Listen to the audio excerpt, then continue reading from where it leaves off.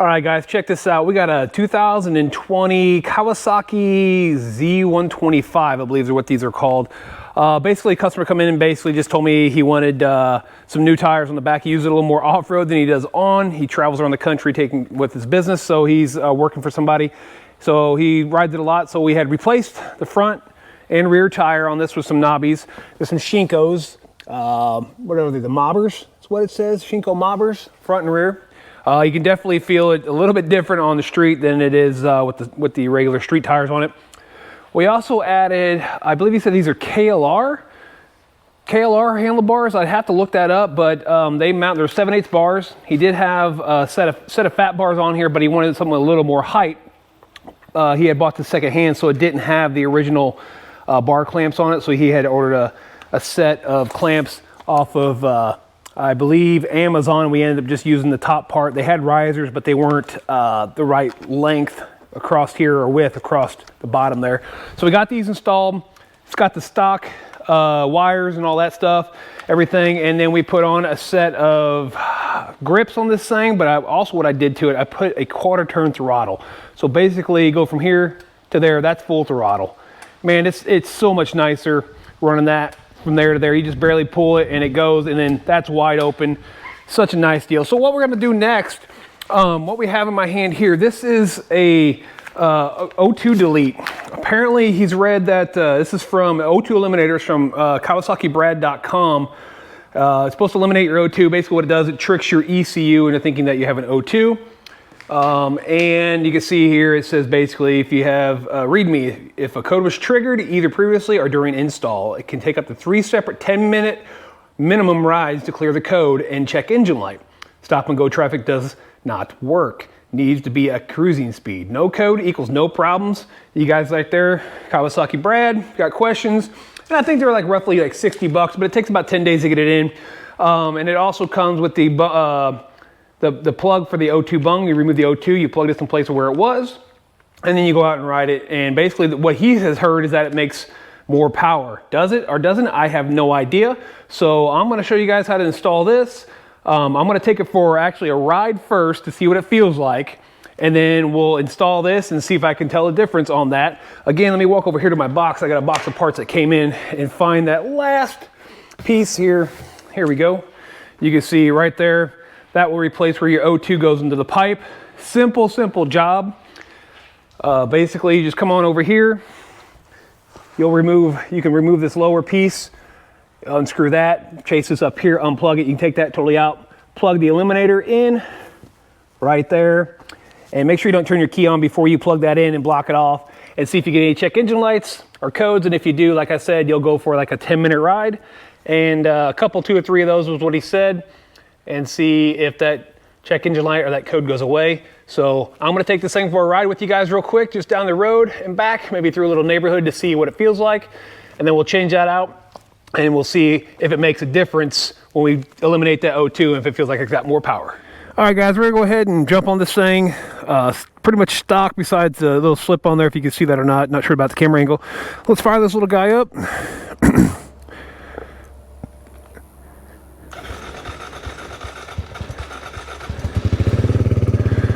We'll give it a second here to warm up. I haven't warmed it up or anything, started at all today. This thing idles around 25 to 2300 RPMs. Got 2,186 miles on it. All right, let's go take this thing for a little ride just to see the difference. See if we can see any difference in so-called power. And again, I'm 6'5", 265 pounds, so we'll see how this works out.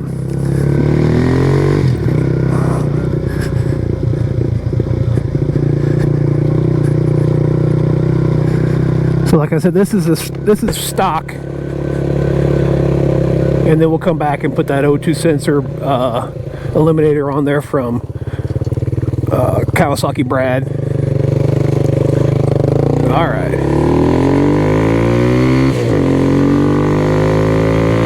Close that helmet down a little bit.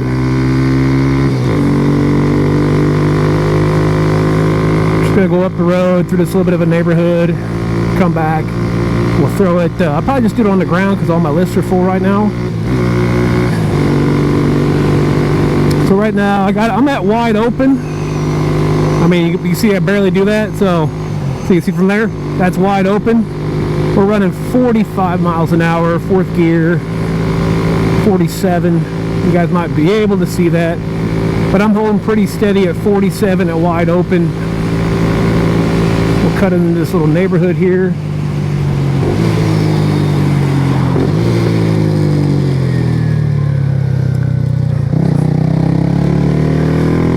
We'll see how it goes.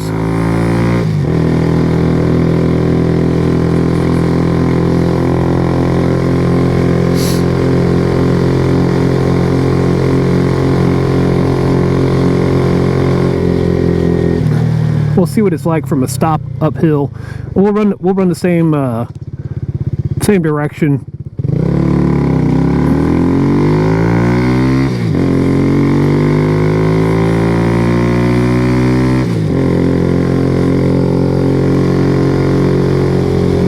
Don't want to go flying through the neighborhood. Speed limit's 25.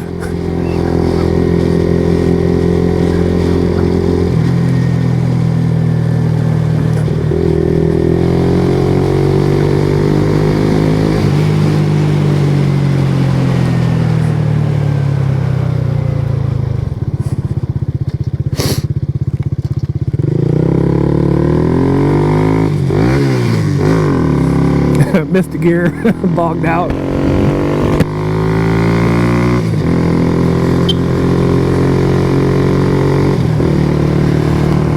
Just light little cruising, 30 mile an hour, fourth gear. That's wide open fourth gear with me on it. 30 miles an hour. We're finally getting to 35. So we know top end with me on it was 47. And then at 30 mile an hour, flogging the throttle, it really didn't go anywhere.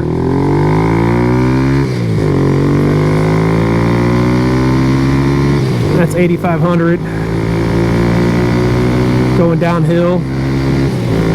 Shifting to 85. So now we're at 51, 53, 55, 56, 57.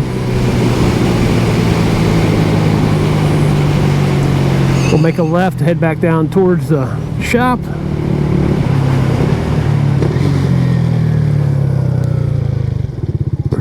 Make sure nobody's coming here, because nobody looks.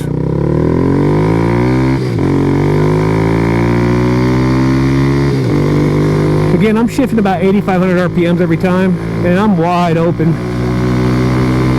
And this is a little bit of a downhill, so we'll probably carry some decent speed.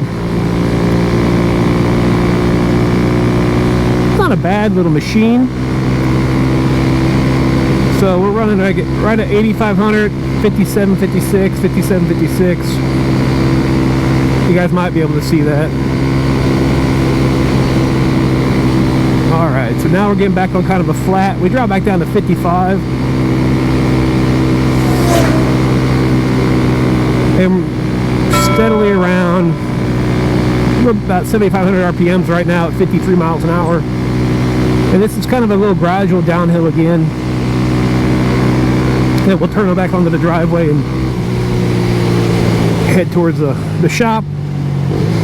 Show you how to pull that O2 out, plug off the O2 bung, and then go ahead and put our eliminator on and see if we get any codes.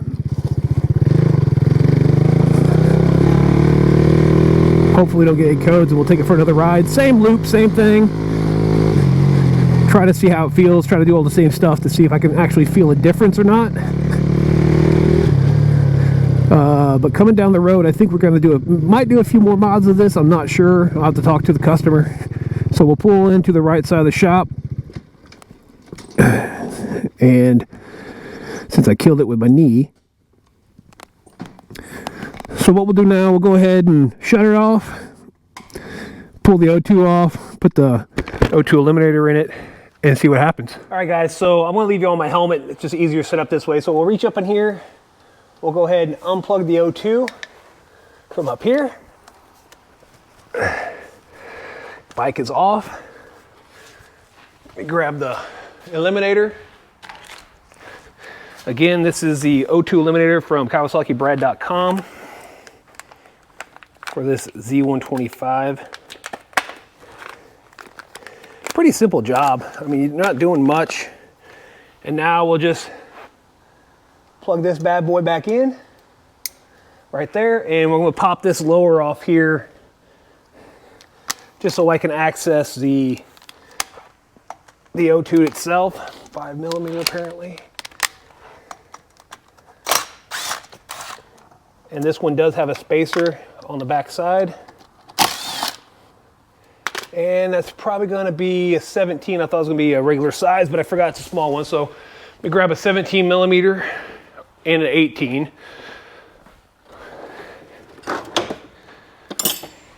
Hell, it could be a 19, I don't know. Excuse me.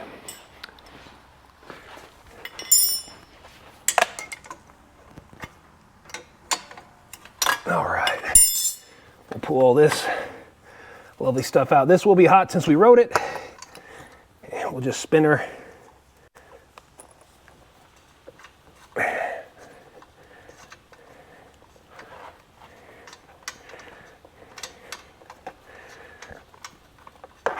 Woo, she's toasty.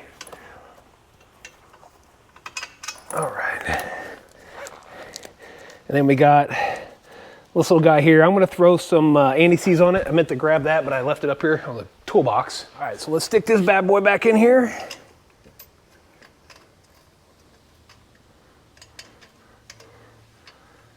The brass crush washer ran off somewhere, so I had some more aluminum ones.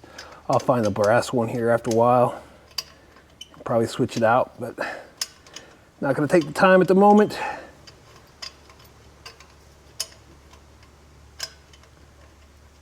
If I can get this guy to start. There we go.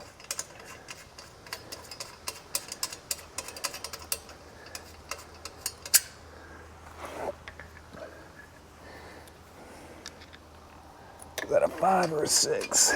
And I'm not going to fit that. I have to grab a little guy.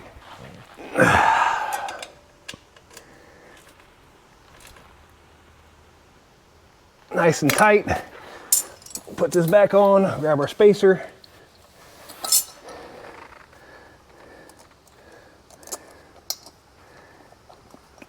Get it started. And this bad boy.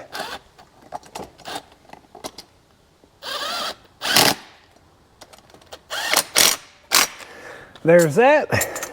Slide all the tools off to the side. All right, let's see if we got, let's move up here in the shade where we can see if we got any check engine lights. Of course we will right now. So start this thing. Boom, automatically no check engine light, that's sweet. All right, so let's hop back on this thing. We'll let it warm up for a second. We'll hop back on this and we'll go ahead and rip it. Let me take my glove off. Just gonna leave you guys running. What the hell? The hardest part is going to be getting the microphone in my helmet again. All right.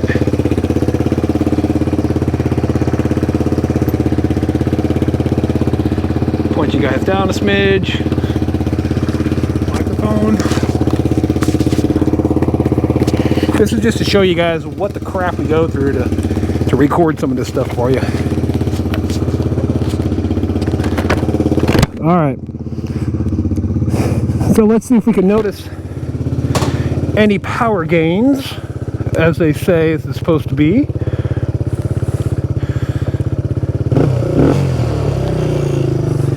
All right. Gonna run the same route. I'll try to remember to do the same thing that we did, and hopefully you guys can still hear me pretty clearly. I got this mic kind of pressed against my cheek a little bit. And hopefully the angle's good. I did tweak you guys up and down a little bit without checking.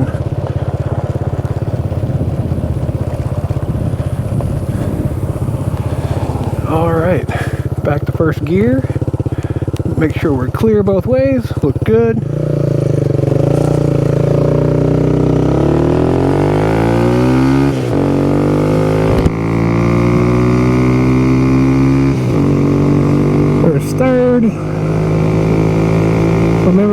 running pretty steady at 47 miles an hour. I'm in third still. Climbing at 44. Shifting at 85. So we're at 46, 47, 48. A little bit of downhill.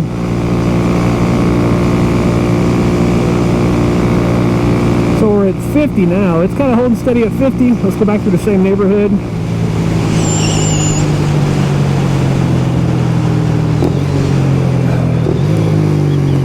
So let's see what happens when we go back through.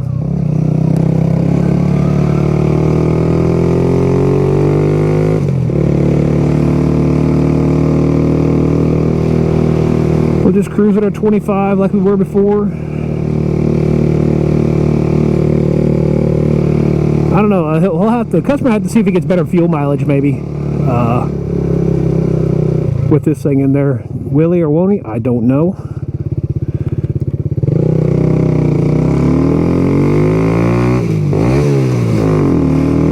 I keep missing that second gear bad. It might feel like it's got a little more pull in mid-range.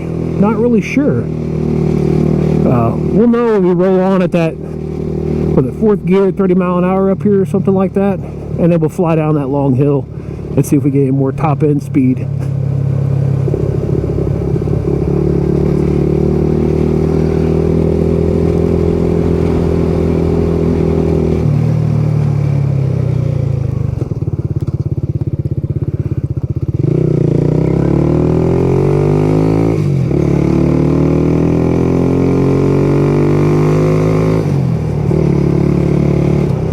There's fourth.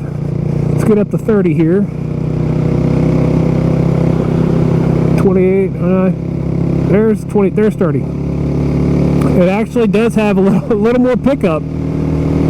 So yeah, that's 35. So it's actually got a little more pickup in the mid range. It seems like at a higher gear. So that's cool. Let's fly down this hill and see if we gain more top end speed. I don't remember what our top was, what, 57, something like that? Let's find out. Seems like it's revving out a little quicker too. 45, 49, 51, 2, 3, 4, 5. Yeah, about the same. 57, 56, 57. So that's about the same on the top end speed, but it feels like it's got a little more mid-range. I'm not really sure about low end all the way.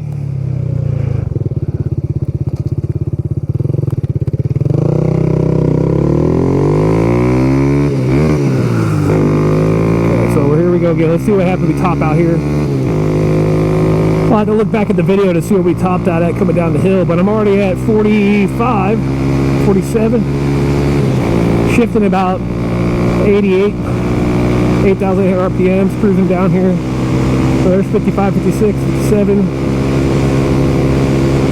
58. That's the highest I've seen with me on here so far, 58.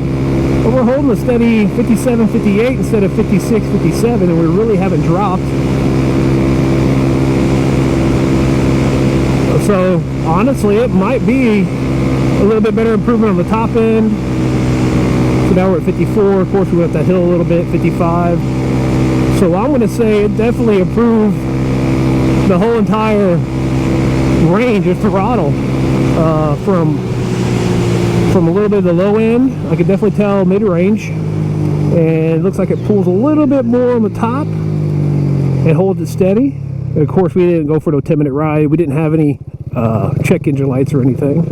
So let's fly through down the driveway. What the hell? Well, she's a little wonky here, and then through the yard.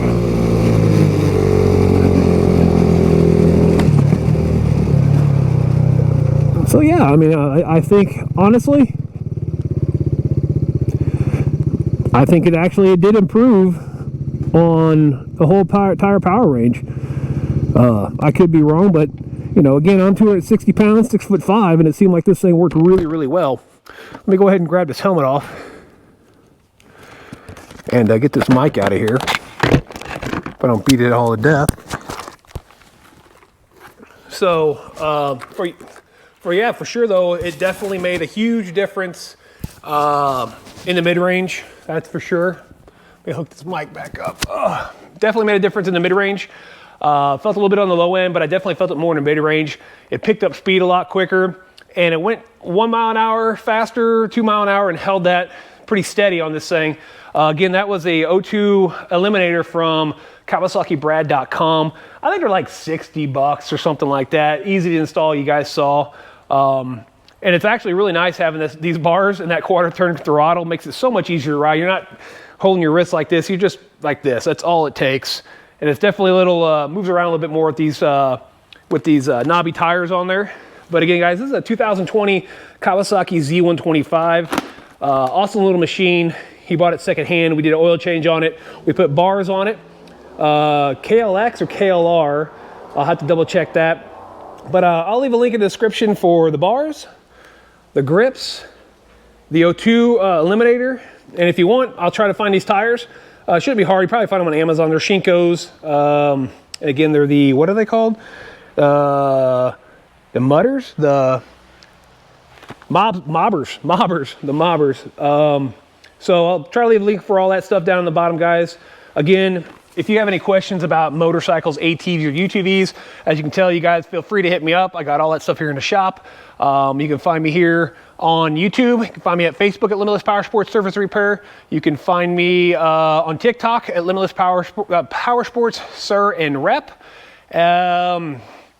Instagram, and then also you can email me at limitlesspowersports78@gmail.com. Again, guys, I appreciate it. If you haven't subbed and liked, please do. I appreciate it. It's helping the content out, you know, and it helps the algorithm and all that good stuff. You guys heard all that jazz a million times before. Again, guys, I'll catch you on my next upload.